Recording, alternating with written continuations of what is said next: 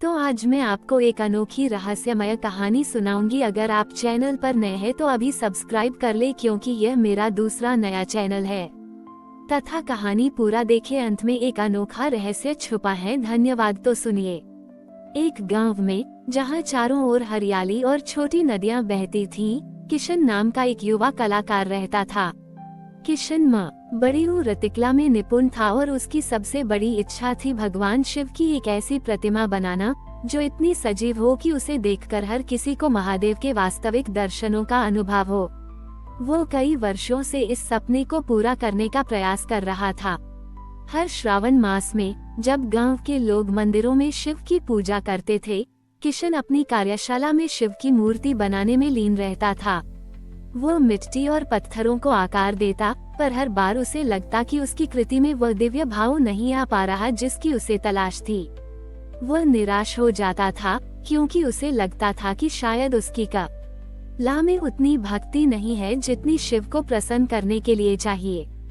गांव में एक वृद्ध पुजारी थे जो किशन की कला और उसकी लगन को समझते थे। एक श्रावण में जब किशन फिर से अपनी अधूरी मूर्ति को देखकर निराश बैठा था, पुजारी उसके पास आए। पुजारी ने कहा, किशन, तुम्हारी कला में कोई कमी नहीं है, कमी है तो सिर्फ अपूर्ण समर्पण और अंतर्ज्ञान की। किशन ने पूछा, महाराज, मैं तो अपना सब कुछ समर्पित कर देता हूँ, फिर भी क्यों मुझे सफलता नहीं मिलती? पुजारी ने मुस्कुराते हुए कहा, श्रावण का महीना केवल शिव के अभिषेक का नहीं, बल्कि आत्मचिंतन और साधना का भी है। इस बार तुम शिव की मूर्ति बनाने से पहले कुछ समय प्रकृति के बीच बिताओ। उन स्थानों पर जाओ जहां शिव का वास माना जाता है, पहाड़ों पर, नदियों के किनारे, घने जंगलों में। उन्हें केवल बाहरी आंखों से नहीं, बल्कि अपनी अंतरात्मा की आंखों से देखो। जब तुम शिव को उनके वास्तविक रूप में अनुभव करोगे, तभी तुम्हारी कला में वह जीवंतता आएगी। किशन ने पुजारी की बात मानी। उसने अपनी छेनी और हथौड़ा एक तरफ रखा और श्रावण मास में प्रकृति के बीच निकल पड़ा। वह पहाड़ों की ऊंची चोटियों पर गया, जहां बादलों ने शिव की जटाओं का रूप ले रखा था। उसने नदियों के उद्गम स्थलों पर ध्यान किया, जहां जल की धाराएं शिव के अभिषेक की तरह बह रही थीं। उसने घने जंगलों में पेड़ों के बीच खड़े होकर महसूस किया कि कैसे हर पत्ता, हर फूल शिव की बनाई सृष्टि का हिस्सा है। दिनों तक वह प्रकृति के सानिध्य में रहा, मौन रहकर शिव के हर रूप को महसूस करता रहा।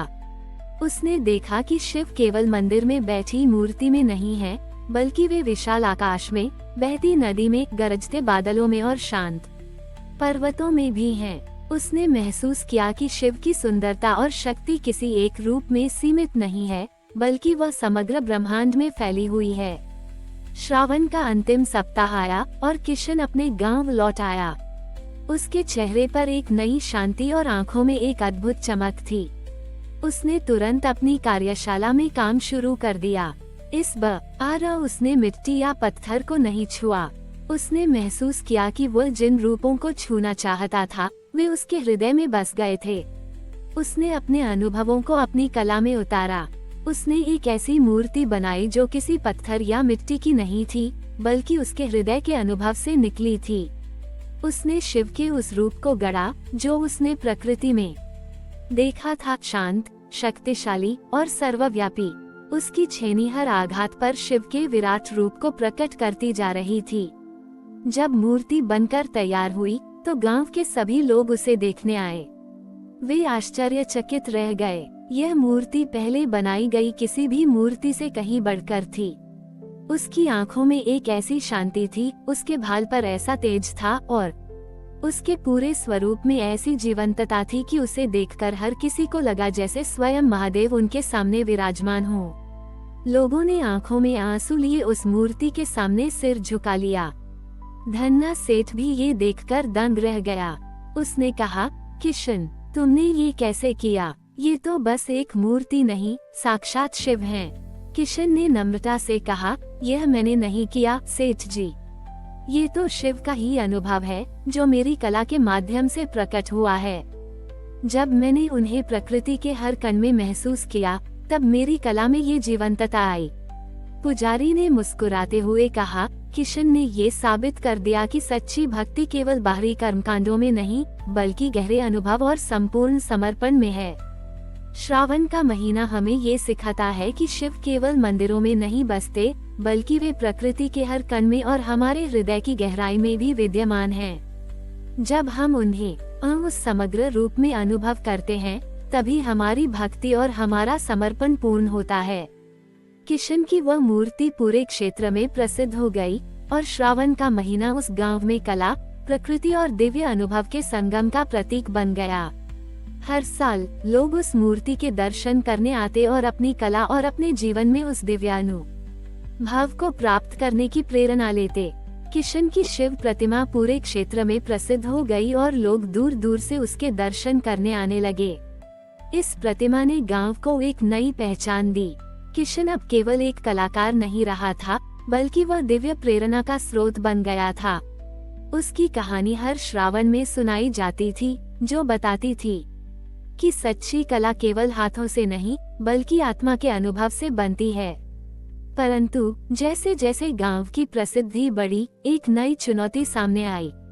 गांव के बाहर से कुछ व्यापारी आए, जिनकी नजर किशन की प्रतिमा की प्रसिद्धि पर थी। उन्होंने धन्ना सेठ और गांव के मुखिया से मिलकर प्रस्ताव रखा कि यदि वे इस प्रतिमा को बड़े शहर में एक संग्रहालय में प्रदर्शित करने की अनुमति दे, तो गांव को बहुत धन मिलेगा और उसकी ख्याति और भी बढ़ेगी। उनका तर्क था कि इससे गांव को आर्थिक लाभ होगा और वह और विकसित होगा। धन्ना सेठ और गांव के मुखिया को यह विचार लुभावना लगा। उन्हें लगा कि इससे गांव का नाम रोशन होगा और उन्हें भी सम्मान मिलेगा। उन्होंने किशन से बात की। किशन हैरान रह गया। उसने कहा, महाराज, ये प्रतिमा मैंने किसी व्यापार के लिए नहीं बनाई है। ये तो मेरे आत्मिक अनुभव और शिव के प्रति मेरे समर्पण का फल है। इसका स्थान गांव के लोगों के बीच है, जहां ये हर दिन उन्हें प्रेरणा देती है। लेकिन व्यापारी अड़े रहे और धन्ना सेठ व मुखिया भी मानने को तैयार नहीं थे। वे किशन पर दबाव डालने लगे। उन्हें लगा कि किशन के पास कोई विकल्प नहीं होगा। इस श्रावण मास में किशन फिर से अपनी कार्यशाला में अकेला बैठा था। इस बार वह किसी मूर्ति को गढ़ नहीं रहा था, बल्कि अपने हृदय में चल रहे द्वंद्व से जूझ रहा था। उसे समझ नहीं आ रहा था कि वह अपनी कला को व्यापार की वस्तु बनने दे या अपने सिद्धांतों पर अडिग रहे। वह शिव से मार्गदर्शन की प्रार्थना कर रहा था। जब श्रावण का अंतिम सोमवार आया, तो गांव के लोग मंदिर में जमा थे। धन्ना सेठ और मुखिया ने घोषणा करने का मन बना लिया था कि प्रतिमा को शहर ले जाया जाएगा। तभी साधु नित्यनाथ मंदिर पहुँचे। उन्होंने अपनी मौन साधना भंग करते हुए धीमे स्वर में कहा, ठहरो। साधु ने धन्ना सेठ और मुखिया की ओर देखा और बोले, ये प्रतिमा केवल पत्थर की नहीं, बल्कि इस गांव की आत्मा है। किशन ने इसे धन के लिए नहीं, बल्कि शिव के प्रति अपने प्रेम और अनुभव से बनाया है। इसे व्यापार की वस्तु बनाना, इसकी पवित्रता का अनादर करना होगा। धन्ना सेठ ने कहा, महाराज, इससे गांव का भला होगा, हमें धन मिलेगा। साधु ने उत्तर दिया, सच्चा धन भौतिक वस्तुओं में नहीं, बल्कि उन मूल्यों में है जो हमें जोड़ते हैं। इस प्रतिमा ने इस गांव के लोगों को विश्वास, करुणा और आध्यात्मिक अनुभव सिखाया है। क्या तुम इन अनमोल शिक्षाओं को कुछ सिक्कों के लिए बेच दोगे? उन्होंने आगे कहा, शिव तो त्याग के देवता हैं। उनकी भक्ति हमें सिखाती है कि हम अपनी इच्छाओं को त्याग कर लोक कल्याण का मार्ग अपनाएं। इस प्रतिमा का वास्तविक मूल्य इसके दर्शन से मिलने वाली शांति और प्रेरणा में है, न कि इसके आर्थिक मूल्य में। साधु ने किशन की ओर देखते हुए कहा, किशन, तुम्हारी कला का उद्देश्य दूसरों को शिव से जोड़ना है, उन्हें आंतरिक शांति देना है, न कि उन्हें किसी संग्रहालय की दीवारों तक सीमित करना। इस प्रतिमा का असली घर यहीं इस गांव में है, जहां हर श्रावण में ये गांव वालों को याद दिलाती है कि सच्ची भक्ति क्या है। साधु नित्यनाथ के शब्दों में इतनी शक्ति और सत्य था कि धन्ना सेठ और मुखिया भी निरुत्तर हो गए। उन्हें अपनी गलती का एहसास हुआ। उन्होंने व्यापारियों को मना कर दिया और घोषणा की कि किशन की प्रतिमा गांव में ही रहेगी, हमेशा गांव वालों को प्रेरित करती रहेगी। इस घटना ने गांव के लोगों को एक और गहरा सबक सिखाया, सच्ची आध्यात्मिक संपदा को भौतिक लाभ के लिए कभी बेचा नहीं जा सकता। श्रावण का महीना उन्हें ये भी सिखा गया कि अपने सिद्धांतों पर अडिग रहना और अपनी आंतरिक मूल्यों की रक्षा करना भी शिव की उपासना का ही एक रूप है।